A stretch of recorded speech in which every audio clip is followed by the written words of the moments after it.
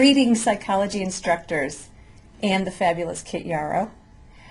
I'm away on spring break right now in London. Woo! A little rainy, and very sorry I couldn't join you today. So, who am I and what do you care about me being in London, you ask? Well, I'm Suzanne Rasmussen, your CyberCampus instructional designer. Yes, me, you.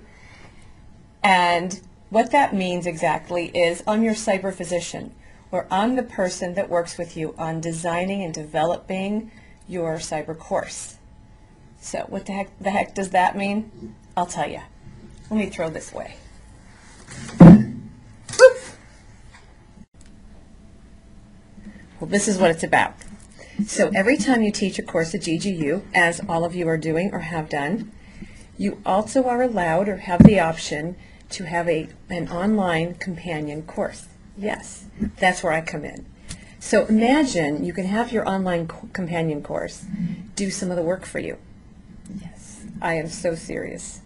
So how about all those articles you bring in, or PowerPoint slides and files and briefcases full of stuff, or sending emails out to the students reminding them about this or that coming up, or there's a very cool PBS news item on, flash, flash, flash, just that day, and it totally relates to what you're teaching that week. A video, something like that, audio, or how about website links? Well, let your online course handle all that. Yeah, it could be done, trust me, and I'm going to show you some examples. So a few of your colleagues, and I won't name names yet, have already taken a few steps into the cyber world. Yes. And I know who they are. And some have created rather robust web-enhanced courses. It's pretty amazing. And I'll take some time now to show you some of those. I'd like to have you have a look. I'm going to try to explain a little bit how they work, and then we'll come back and wrap it up, and I'll give you some ideas. Alrighty then, for our first example, I'm using Psychology 342 course taught by Dr. Steven Feinberg. So Steven was going to be out of town and needed to conduct 2 meetings of his course online. We talked about things, and I learned he was especially keen on providing lively discussion forums, and that's exactly what he did. So the first session is right here. He had an introduction and discussions here, and then we're going to have a look at his second discussion, which was quite comprehensive. He had a link, he had instructions, and gave specific details of what he required the students to respond to. And he got quite a great response, I would say, from his students. So overall, definitely a successful away from the office type of classroom meeting. It worked out for him, and I'd be happy to help you with anything like that in the future. Alrighty then, in our next example, let's have a look at Psych 306, taught by Dan Klerman. Now, Dan has added some very organized course resources. Looking in the document sharing area, he has a host of articles and such, PDFs, documents, and that sort of thing, all within one area where students could read them here or download them to their own computer. I'd say that's quite handy. And if we look down a little further, he's got some audio lectures right here. And this is a great way to do it too, where again students can look at them right here or download them to their own computer for future use. So another thing I wanted to show you that Dan does really well is every week he sets up quizzes. Yes, it's a great idea. And they're all multiple choice, very basic and easy for students to take, I'm assuming, and it's a good test of their knowledge, and then later they could be used as review material. So let's click into the first one, Introduction to Group Dynamics. I'm clicking Preview, adjusting your screen, and right. So they're all, there are about 25 of them here, all multiple choice. And we go all the way down. And the students will either save it without submitting, they might want to recheck something, or submit all and finish. And these will be graded automatically, and the students will get their results immediately. And then they can go back into their grade book and review the quiz again on what they got wrong and what the correct answers in fact were. So that is a great tool for studying and makes it easy on the instructor to not have time taken away in class to do a test. All right, and here we are in Psychology 396. It is another one of Dan's courses, and I'm very excited to show you something unique in this course. It is the online reference sites.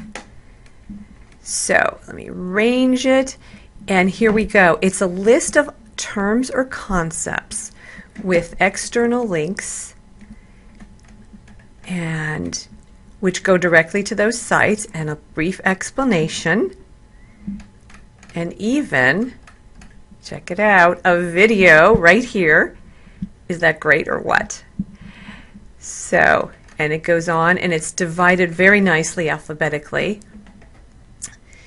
So an ideal way to use this concept is to assign students with an explorative task of perhaps seeking out specific websites on certain subjects.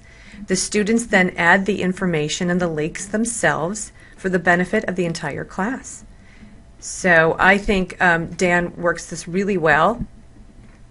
I think it's a great part of this course, along with his other reference information too. So think about that one. Okay, now the next two examples I'm going to show you are slightly more technical, but not any less more difficult to present. So, case in point, Psychology 323 was taught by Tom Wooldridge. And okay, maybe you know that Tom is a bit of a techie, but that doesn't mean you can't also add narrated slides or PowerPoints to your web-enhanced course. Right, Tom? Mm-hmm. Yeah, I think he just agreed with me. Yeah, he did. So what I'm going to show you here is Tom has an APA style tutorial. I'm going to move this in here. Basics of APA style tutorial. Introduction. It is narrated, so I'm talking over that. I apologize. And you have these great slides. Great information, and on it goes. So the cool thing is that students have control of this. They can move it forward or backward if they didn't get everything as they please, and it's always right here in the course.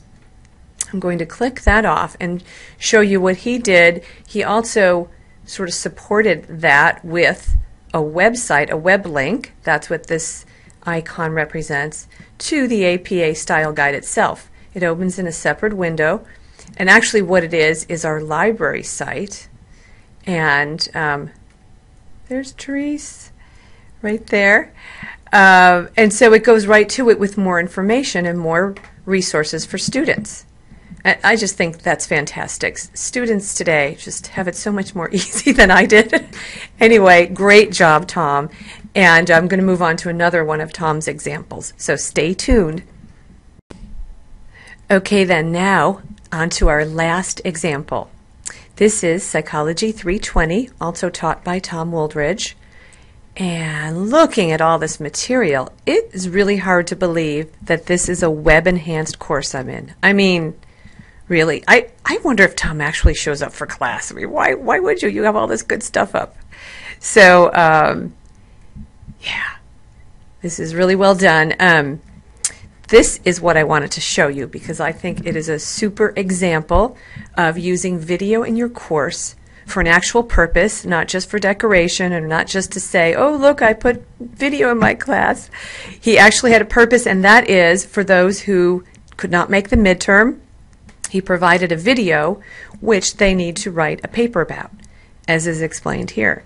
So we'll have a quick look at the video. The sound is really light, but you can just get a view of it quickly.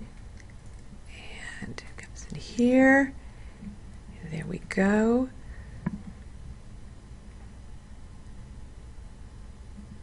So it's scenario based. and they're actually actors, I hope, doing this.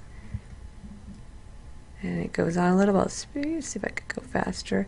So there's information here. It's just a very professionally done video. And crying, so it's all good. So I think it was an excellent use of video in the class, and it is not super hard to get video in, and we have various ways to do it, and I can help you with that. And I'll give you more after we've completed this. So thank you for watching. And we're back. So how about those web-enhanced courses, right? Excellent stuff. And look, skies are clearing up. It's blue. Birds are chirping. Flowers everywhere. Yep. I hope these examples inspire you to take the next step. For some, it might be just logging into CyberCampus. For others, it might be adding materials such as audio slides, videos, PowerPoints, quizzes, discussion forums, all kinds of good stuff. So feel free to contact me. I'm the person that can help you with that. And I'm excited about that. It's my favorite part of the job. So until then, cheerio. Have a sunny day.